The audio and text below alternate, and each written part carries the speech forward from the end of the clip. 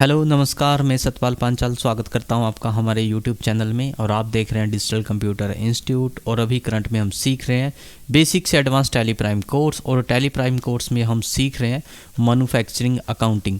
अब तक हम आपको मैन्युफैक्चरिंग अकाउंटिंग में बता चुके हैं कि मैन्युफैक्चरिंग अकाउंटिंग होता क्या है। उसके बाद हमने आपको रॉ मटेरियल को परचेज करना सिखा दिया है। उसके बाद हमने आपको रॉ मटेरियल का BOM कैसे क्रिएट करते हैं ये भी हमने आपको सिखा दिया है। BOM क्रिएट करने के बाद मैन्युफैक्चरिंग जर्नल वाउचर क्रिएट करना होता है, वो भी हम आपको क्रिएट करना सिखा चुके हैं। लेकिन जब हमारा फिनिश गुड्स बन के तैयार हो जाता है उसको हम सेल कैसे करते हैं वो आज हम इस वीडियो में सीखने वाले हैं। तो आज की वीडियो में हम आपको सिखाएंगे कि फिनिश गुड को कैसे सेल किया जाता है। ध्यान रहे, ये गुड्स जो है आपने परचेज नहीं किया है, ये गुड्स जो है आपने क्रिएट किया है, बनाया है, मैन्युफैक्चर किया है। तो मैन्युफैक्चरिंग गुड्स को बेचने के लिए कोई वैसे अलग से टेक्निक यूज़ करने की ज़रूरत तो नहीं होती है, क्योंकि ये उसी सेल वाउचर में क्रिएट होता है जिस सेल वाउचर में हमारा नॉर्मल जो हम सेल परचेज करते हैं। यहाँ पर स्पेशल कोई अलग से वाउचर क्रिएट करने की आवश्यकता नहीं होती है। लेकिन फिर भी आज हम आपको मैन्युफैक्चरिंग अकाउंटिंग में फिनिश गुड्स को तैयार करने के बाद कैसे बेचा जाता है वो आज आपको इस वीडियो में समझाने वाले हैं। तो वीडियो शुरू से लेकर आखिरी तक जरूर देख लें। तो चलते हैं टैली प्राइम में। तो टैली प्राइम में आने के बाद सबसे पहले मैं आपको दिखा दूं स्टॉक में जाके कि हमारे पास फिनिश गुड्स बन के जो है वो तैयार हो चुका है। यहाँ पर हमारे पास दो जो है ग्रुप्स हैं, फिनिश गुड्स और रॉ मटेरियल। रॉ मटेरियल में वो है जो हमने आपको रॉ मटेरियल परचेज करके दिखाया था।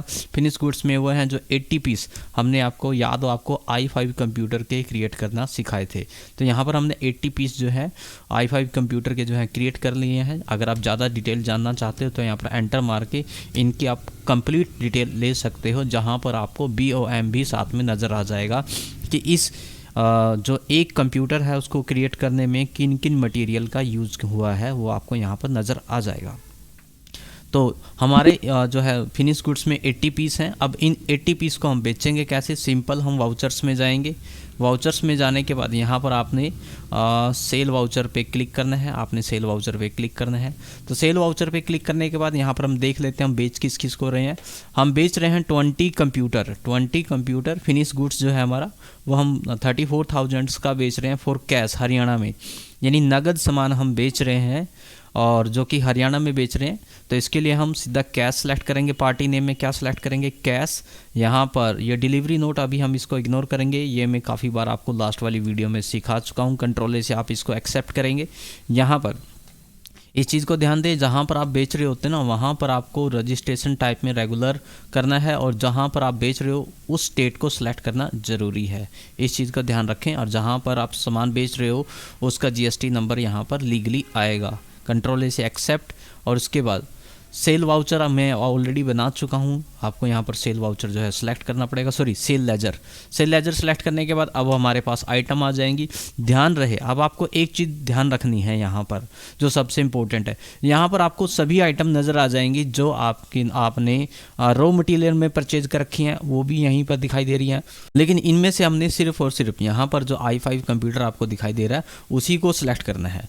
देखो, ये जो नीचे आइटम दिखाई दे रही हैं इनको आप सेल नहीं कर सकते, ये आपकी रॉ मटेरियल है। ठीक है, यहाँ पर आप लिख भी सकते हो, यहाँ पर पहचानने के लिए फिनिश गुड्स, और यहाँ पर पहचानने के लिए इनको रॉ मटेरियल लिख सकते हो जब आप आइटम क्रिएट करते हो। तो यहाँ पर हम i5 कंप्यूटर पे क्लिक करेंगे, और यहाँ पर जैसे हमने क्लिक किया तो उसके बाद क्वांटिटी पूछ रहा है। तो क्वांटिटी हम कितनी सेल करें? आई थिंक 20 और 34,000 के हिसाब से। तो यहाँ पर 20 और रेट आएगा 34,000 रुपये, और यहाँ पर ऑटोमेटिक उसकी वैल्यू आ गई है। अब यहाँ पर कौन सा GST लगेगा? CGST और SGST। ये जो है GST के लेजर में ऑलरेडी बना चुका हूँ और काफ़ी बार आपको बनाना भी सिखा चुका हूँ। तो यहाँ पर आपको सिंपली CGST सेलेक्ट करना है और एंटर मार के यहाँ पर SGST को सिलेक्ट कर लेना है। तो यहाँ पर हमारे पहला जो है वाउचर सेल का वो क्रिएट हो चुका है। और यहाँ पर नरेशन आप देना चाहो दे सकते हो कि हम सेल कर रहे हैं सामान जो भी हमारा फिनिश गुड्स है उसके अकॉर्डिंग। ठीक है, एंटर करके एक्सेप्ट कर लेंगे। ठीक है, यहाँ पर एक्सेप्ट। उसके बाद नेक्स्ट ट्रांजेक्शन है हमारे पास sold 40 computer at 35,000 finish goods to Ravi Punjab. यहाँ पर रवि को आप उधार में सामान बेच रहे हो 35,000 के हिसाब से। देखो, अभी हमारे पास जो फिनिश गुड्स है वो एक ही है तो हम उसी को बेचेंगे। यहाँ पर हमने कोई नाम नहीं दिया है। अगर आप नाम देना चाहते हो, आपके अलग अलग आइटम है तो आपका यहाँ पर अलग अलग नाम आएगा। तो यहाँ पर हमारे पास एक ही कंप्यूटर है, तो यहाँ पर रवि का भी खाता मैं ऑलरेडी बना चुका हूँ। तो यहाँ पर आप रवि सेलेक्ट करोगे और रवि को आपने जब रवि का खाता बनेगा ना तो वहाँ पर आपने इसको पंजाब सेलेक्ट करना है, जैसे कि यहाँ पर आपको दिखाई दे रहा है। ठीक है, यहाँ पर पंजाब आ गया और इसका जीएसटी नंबर भी मैंने वहीं पर लगा दिया था। ना लगाया हो तो आप इसको यहाँ पर भी आप इसको एंटर कर सकते हो। कंट्रोल से एक्सेप्ट। तो यहाँ पर सेल लेजर के बाद आइटम में आपका वही i5 कंप्यूटर और कितने पीस, यहाँ पर 40 पीस। ठीक है, रेट है 35,000 के हिसाब से इसको हम बेच रहे हैं, 1,000 फालतू में बेच रहे हैं, शायद उधार में है इस वजह से रेट ज़्यादा लग रहा है। उसके बाद यहाँ पर जीएसटी कौन सा लगेगा, जीएसटी लगेगा IGST। कौन सा लगेगा, IGST। तो जैसे मैंने एंटर किया तो आप यहाँ पर देखो इसका IGST भी अपने आप आ चुका है। उसके बाद एंटर करेंगे, यहाँ पर एंटर, नरेशन देना चाहते हैं आप दे सकते हो। उसके बाद यहाँ पर हाँ सॉरी यहाँ पर ये पूछ रहा है क्योंकि आप पहली बार इसको उधार में सामान बेच रहे हो तो यहाँ पर न्यू रेफरेंस आएगा। ये मैं काफ़ी बार लास्ट वीडियो में आपको समझा चुका हूँ। ठीक है, अभी जब आप पहली बार किसी को सामान बेच रहे होते ना तो यहाँ पर न्यू रेफरेंस पे आपने एंटर करना है। उसके बाद ये इसका इनवॉइस नंबर आ जाता है, जो हमारा सेल इनवॉइस नंबर होता है ना, ये उसका नंबर आ जाता है, एंटर। और यहाँ पर अगर आप उससे कोई जैसे आपसे पूछ रहा है कि भी कितने दिन के क्रेडिट पे आप इसको ले रहे हो, ठीक है, आप दिखा सकते हो यहाँ पर 30 डेज, सॉरी यहाँ पर आप दिखा सकते हो 30 डेज, सॉरी क्या हो रहा है, नम लॉक ऑफ था। ठीक है, 30 डेज, यहाँ पर एंटर, नरेशन देना चाहते हैं दे सकते हैं। उसके बाद एक्सेप्ट। ठीक है, और ये हमारी एंट्री हो चुकी है। तो इसी प्रकार जितने भी आपके फिनिश गुड्स की एंट्री होंगी वो आपको इसी प्रकार करते हैं, बिल्कुल ही आसान है, कोई भी कॉम्प्लिकेटिव चीज़ नहीं है। यदि आपने हमारे लास्ट वाले वीडियो देखे होंगे तो आज वाली वीडियो इसके अकॉर्डिंग आपको बहुत ही ज़्यादा आसान लगी होगी। बस ध्यान ये रखना है कि जब आप यहाँ पर आइटम सेलेक्ट करोगे तो वहाँ पर रॉ मटीरियल को मत सेलेक्ट कर लेना, इस चीज़ का आपको ध्यान रखना है। अब हमने इसको सामान को तो बेच दिया है, लेकिन अब हम ये चेक करते हैं कि हमारा जो स्टॉक्स है क्या वो फिनिश गुड्स का कम हो चुका है। तो हम इसके लिए हम जाएंगे स्टॉक में जाने के बाद एंटर किया तो यहाँ पर हमारे पास 2 ग्रुप्स हैं। तो इसके बाद हमने यहाँ पर जैसे एंटर किया तो यहाँ पर देखो पहले 80 यूनिट थे और अब कितने दिखाई दे रहे हैं, 20 यूनिट।